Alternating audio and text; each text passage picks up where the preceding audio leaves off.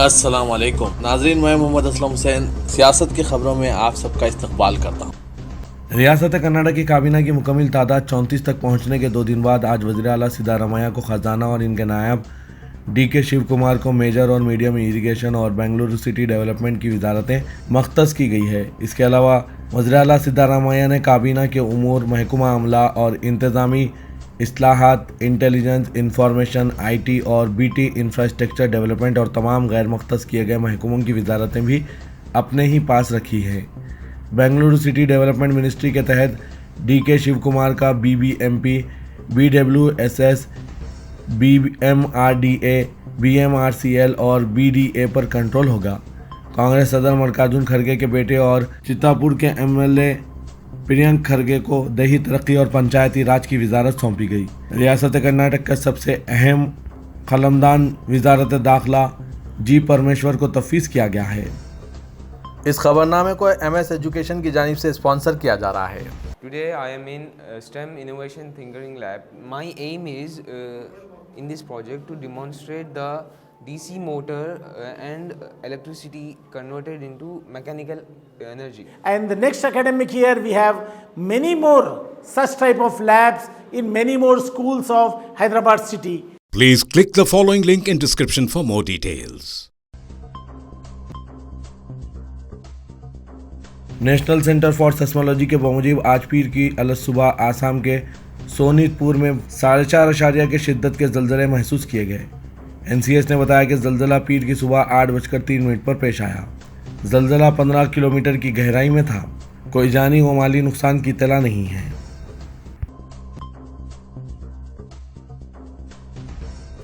नए पार्लियामेंट के इफ्तिताई तकरीब के मौके पर 1 माह से ज़ायद अरसे से जंतर मंतर पर ख़वातीन के हुकूक़ के मामले में बृजभूषण की गिरफ्तारी के मुतालबे को लेकर धरने पर बैठी ख़वातीन पहलवानों और पुलिस के दरमियान हाथापाई की वजह से पार्लियामेंट की तकरीब पस मंज़र में चली गई और दुनिया भर की मीडिया में ख़वातीन पहलवानों की गिरफ्तारी, पुलिस की ज़्यादती, कौमी परचम की तौहीन की खबरें सुर्खियों में छा गई। हुकूमत की तरफ से पूरी तैयारी की गई थी कि परिंदा भी पर ना मार पाए, लेकिन ख़वातीन पहलवानों ने नए पार्लियामेंट के ऐन सामने जिस पंचायत का ऐलान किया था, इसकी वजह से हालात कशीदा हो गए। पुलिस और मुजाहिरीन के दरमियान टकराव की नौबत आ गई। दिल्ली पुलिस ने जंतर मंतर पर टेंट उखाड़ दिए। साक्षी मलिक, बजरंग पुनिया, विनेश और संगीता फोगाट समेत दीगर पहलवानों को गिरफ्तार कर लिया और पूरी ताकत लगाकर ख़वातीन की पंचायत को मुनक्किद होने से रोक दिया। इत्तला मिली है कि इतवार की देर रात फोगाट बहनों को रिहा कर दिया गया, लेकिन बजरंग पुनिया पुलिस की हिरासत में ही है। उधर महापंचायत को रोकने के लिए दिल्ली में दाखिल होने के तमाम रास्तों को सील कर दिया गया था, जिसकी वजह से किसान रहनुमा और ख़वातीन के ग्रुप दिल्ली के हुदूद में दाखिल नहीं हो सके। हरियाणा और उत्तर प्रदेश पुलिस ने दिल्ली पुलिस और मरकज़ी हुकूमत की भरपूर मदद की। कई किसान रहनुमाओं को गिरफ्तार और नज़रबंद कर दिया गया। ख़वातीन ग्रुप का भी रास्ता रोक दिया गया। क़ब्ल पहलवान बजरंग पुनिया ने कहा कि यह जमहूरियत है, हम पुरअमन एहतजाज कर रहे हैं और हमारे साथ ऐसा रवैया रवा रखा गया, हमें गोली मार दो। इसी दरमियान पुलिस की जानिब से हिरासत में लिए जाने के बाद साक्षी मलिक के शौहर सत्यावरित मलिक और दीगर पहलवानों ने बस के अंदर नारेबाजी की।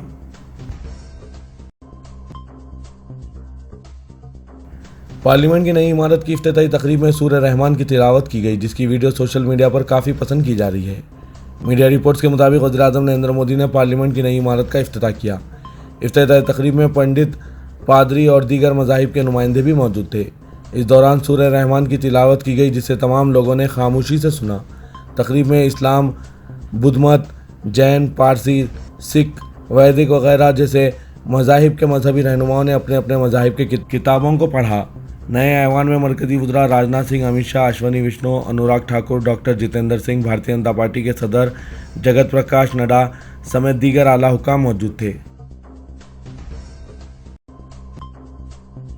समाजवादी पार्टी, राष्ट्रीय लोकदल और उत्तर प्रदेश कांग्रेस कमेटी ने जंतर मंतर धरने के मुकाम से दिल्ली पुलिस के जरिए एहतजाजी पहलवानों की हिरासत पर मरकज़ पर शदीद तनकीद की है। समाजवादी पार्टी के सरबराह अखिलेश यादव ने कहा, इस वाक़े से वाज़ेह होता है कि ख़वातीन की हिफाजत और वक़ार के बारे में बीजेपी के तमाम नारे खोखले साबित हुए हैं और सिर्फ ख़वातीन के वोट हासिल करने के लिए ये नारे लगाए गए थे। समाजवादी पार्टी के कौमी जनरल सेक्रेटरी शिवपाल सिंह यादव ने कहा, दलाइल, इरादा या नतीजा कुछ भी हो, मंजर अफसोसनाक है। तिरंगे वाले मुल्क की बेटियों को इस तरह का सामना करना पड़ा। शिवपाल ने खातून पहलवानों और तिरंगे की तस्वीर भी पोस्ट की, जिस पर तिरंगा गिरा हुआ था और पुलिस इसे घसीट रही थी। –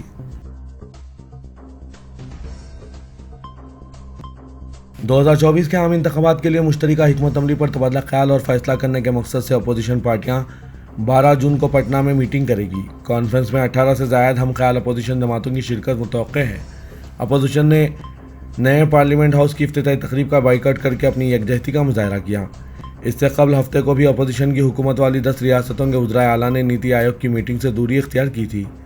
ख्याल रहे कि नीति आयोग की मीटिंग पीएम मोदी की सदारत में हुई थी। जनता दल मुत्तहिदा के लीडर मनजीत सिंह ने मुजवज़ा मीटिंग की तस्दीक की है। इस बीच एक टीवी चैनल की रिपोर्ट के मुताबिक अपोजिशन पार्टी के एक लीडर ने कहा कि ये एक तैयारी मीटिंग है, अपोजिशन पार्टियों का अहम इजलास बाद में होगा।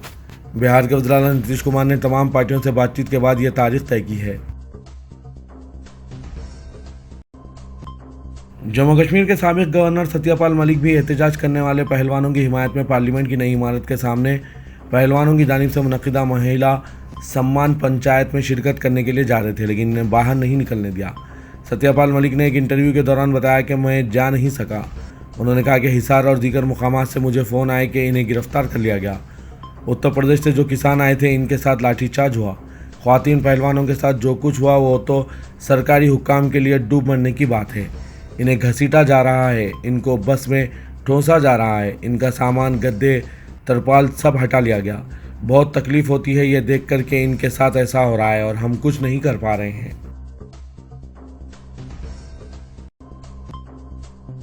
मुतनाज़ा फिल्म द केरला स्टोरी पर रद्दअमल का सिलसिला अब भी जारी है। हालांकि ये फिल्म 5 मई को सिनेमाघरों में रिलीज़ हो चुकी है और कई सिनेमाघरों से निकल भी चुकी है। सियासतदानों के अलावा कई बड़े फिल्मसाज ने द केरला स्टोरी पर सख्त तनकीद की है। पहले साउथ के सुपरस्टार कमल हसन ने इसे प्रोपेगेंडा फिल्म करार दिया था और इसकी कहानी पर सवाल उठाए थे। अब फिल्मसाज अनुराग कश्यप ने इस फिल्म पर रद्दअमल का इजहार करते हुए कहा कि इस वक्त कोई भी शोबा सियासत से बचा हुआ नहीं है, ऐसे में सिनेमा का गैर सियासी होना बहुत मुश्किल है। उन्होंने कहा कि द केरला स्टोरी जैसी प्रोपेगेंडा फिल्में बन रही है। मैं किसी भी चीज़ पर पाबंदी के ख़िलाफ़ हूँ, लेकिन मैं इस बात पर कायम हूँ कि यह वाकई एक प्रोपेगेंडा फिल्म है। अनुराग कश्यप ने मजीद कहा कि वो एक फिल्मसाज है और इसकी वजह से वो ऐसी फिल्में नहीं बनाना चाहेंगे जो किसी प्रोपेगेंडा की बुनियाद पर बनाई गई हो और किसी एक फ़िरक़े को निशाना बनाया जा रहा हो। पार्लियामेंट की नई इमारत का सदर जमहूरिया से इफ्तिताह नहीं कराने से नाराज़ आरजेडी ने इसका मुआवजाना ताबूत से कर दिया है। बिहार में हुकूमत इत्तेहाद महागठबंधन की सबसे बड़ी जमात आरजेडी ने पार्लियामेंट की नई इमारत के साथ ही ताबूत की तस्वीर को शेयर करते हुए पूछा है कि ये क्या है। काबिल ज़िक्र है कि पार्लियामेंट की नई इमारत की इफ्तिताई तकरीब में शिरकत के लिए सदर जमहूरिया द्रौपदी मुर्मू को मदऊ नहीं किए जाने के खिलाफ एहतजाज करते हुए अपोजिशन की 19 जमातों ने इसका बाइकआउट किया है। ख्वातीन की लड़ाई के मामले में रेसलिंग फेडरेशन ऑफ इंडिया के सरबराह बृजभूषण शरण सिंह की गिरफ्तारी का मुतालबा कर रही ख्वातीन पहलवानों के साथ दिल्ली के जंतर मंतर पर पुलिस की बदसलूकी पर अपोजिशन लीडरों ने बरहमी का इजहार करते हुए सख्त मजम्मत की है। वज़ीर-ए-आज़म मोदी के जरिए पार्लियामेंट की नई इमारत के इफ्तिताह के मौके पर जमहूरियत की बात किए जाने और वहीं दूसरी तरफ जंतर मंतर पर ख्वातीन पहलवानों के साथ बदसलूकी को कई लीडरों ने शर्मनाक करार दिया। कांग्रेस के साबिक सदर राहुल गांधी ने इस वाक़े की मजम्मत करते हुए मगरूर बादशाह के जरिए सड़कों पर अवाम की आवाज़ को कुचलने की कोशिश बताया। उन्होंने ट्वीट करते हुए लिखा, ताजपोशी ख़त्म हो गई, मगरूर बादशाह सड़कों पर अवाम की आवाज़ को कुचल रहा है। कांग्रेस सदर मल्लिकार्जुन खड़गे ने भी इसकी मजम्मत करते हुए कहा कि सदर जमहूरिया से नए पार्लियामेंट के इफ्तिताह का हक छीन लिया गया। ख्वातीन खिलाड़ियों को सड़कों पर आमिराना ताकत के इस्तेमाल से मारा पीटा गया। बीजेपी और आरएसएस के हुक्मरानों के 3 झूठ मुल्क के सामने बेनकाब हो गए। ये जमहूरियत कौम परस्ती और बेटी बचाओ है। वज़ीर-ए-आज़म याद रखें, जमहूरियत सिर्फ इमारतों का नाम नहीं, आवाम की आवाज़ से चलती है।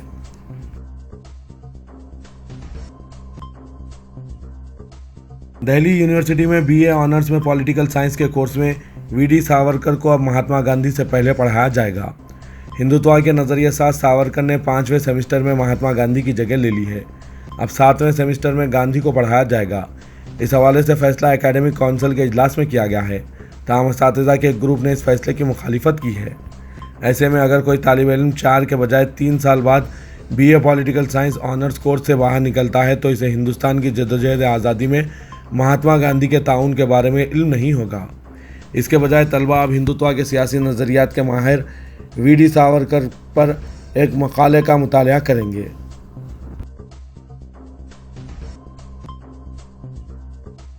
तुर्की के सदर रजब तैयब एर्दोगान ने सदारती इंतखाब का दूसरा मरहला जीत लिया है। इस तरह इनका इख्तिदार तीसरे दहे में दाखिल हो जाएगा।